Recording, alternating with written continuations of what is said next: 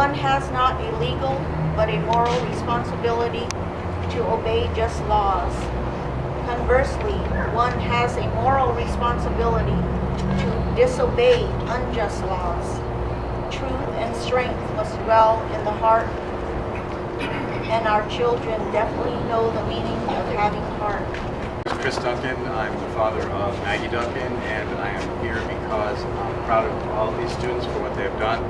I think they're doing the right thing. They are speaking from a position where they're not in power, trying to speak to a position of power, and they acted the way they did because they were not being heard.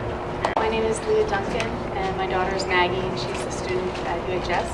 And I'm proud of her and the other students in UNIDOS that stood up for what they believe about the future and the fate of the Mexican American Studies program. And I know that as a group, they did not condone the silencing of other opinions that were trying to be expressed at that meeting on Tuesday. Mexican American Studies is doing that for the kids, giving them another philosophy so that they can have a choice as to how that they want to do. I always knew I wanted to be a school teacher. I was a school teacher for 32 years in the TUSD. This is my home ground right here in Barrio Viejo. I taught 22 years over there at Carrillo. My last years was at Hohokam, and I started at Davis in Barrio Anita. Knowing culture, my background is anthropology, VA and master's in anthropology, and a minor in education. Media, what kids have done. Even tonight before I came down here, they said the chaotic moment of that night. There was no chaos that night. In the media, I have heard foot stomping, fist waving, things like that. And ethnic studies is teaching radical behavior. What happened that night? I saw it with my own eyes. All I could do was smile and say brilliant. What happened that night was done for the American Revolution. It was the British in their red coats always wanted to fight in the open. And there was the American colonists doing guerrilla warfare, dividing, distracting what had happened. And it just, I watched it, and all I can say in my mind was right there, brilliant, and all I could do was smile. There was no pushing at all, just converse. Division that the powers could not get out. That was from American history, what was done. So how can you condemn ethnic studies as radical behavior when that was the first thing done in the American Revolution a long time ago? The first thing in history that was done. So how can you condemn and say radical behavior just comes from ethnic studies? I don't think so, not at all. Mi nombre es Eduardo Bejar, papá de Jesús Bejar. Quiero felicitar al Grupo Unidos por el movimiento que hicieron el pasado martes. Y creo que este fue un ejercicio de expresión de libertad que están demostrando nuestros hijos que están conscientes de sus derechos y no dudan. Mi nombre es Antonio Montoya, soy el papá de Daniel Montoya. Y yo estoy aquí porque estoy apoyando a seguir luchando. Sabemos que el control no lo tienen los directivos del distrito escolar, sino que nosotros tenemos que ver qué es lo que realmente nos conviene como padres y como hijos.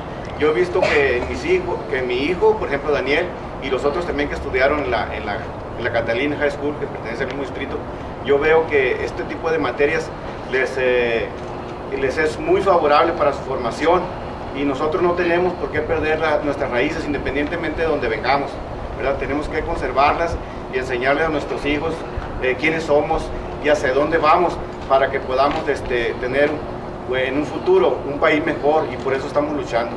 Dios lo bendiga. Elizabeth Cifuentes, soy madre de Mayra Feliciano.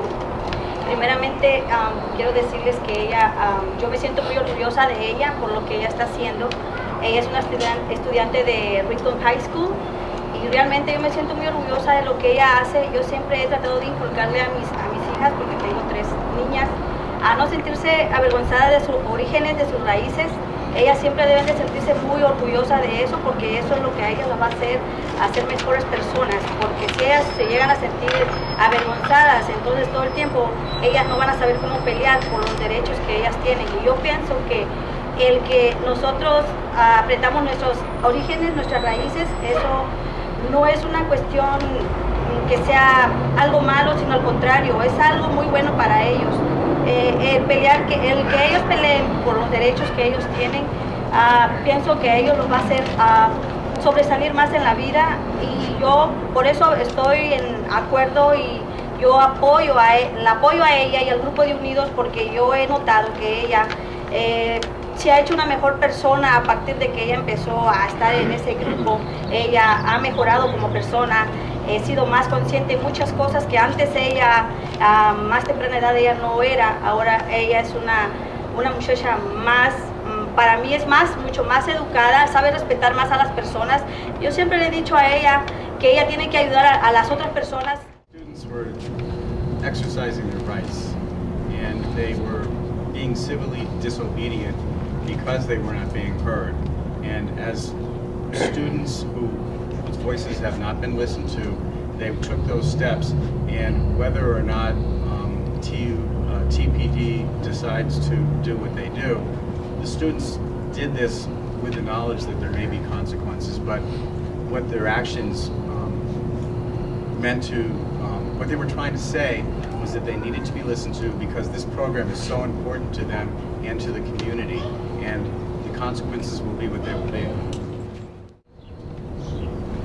The governing board, the president of the governing board said that this crossed a line between free speech and something that he called, he said they forcefully kind of took over the meeting. In your opinion, is this all, it was within the bounds of free speech?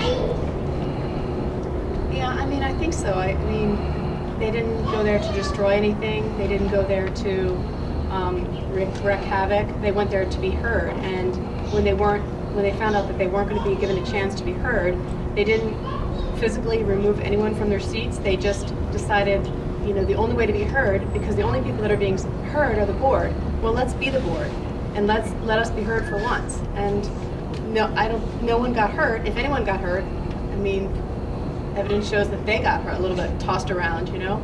And I think they were willing to do that to support their cause. And It's kind of stirred the debate again. Is this the outcome that you guys wanted or expected?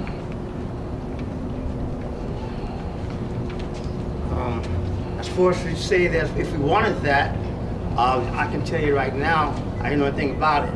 And if you had been there with me, you would have seen my blood pressure, whoa, like that. So, I don't know what you mean by wanted, but they were heard and they got results, and that's the main thing. And as I heard from with what's going on, that it won't happen again with the board because they said they're going to be ready. Well, I don't know what they're going to be ready for because they've already been heard, which was the main thing. They wanted to be heard, exercise their rights as American students, you see.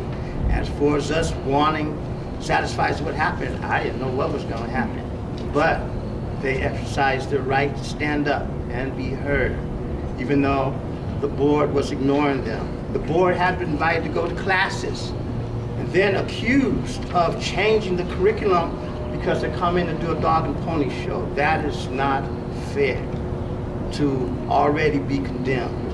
And that's why you saw the results as to what happened.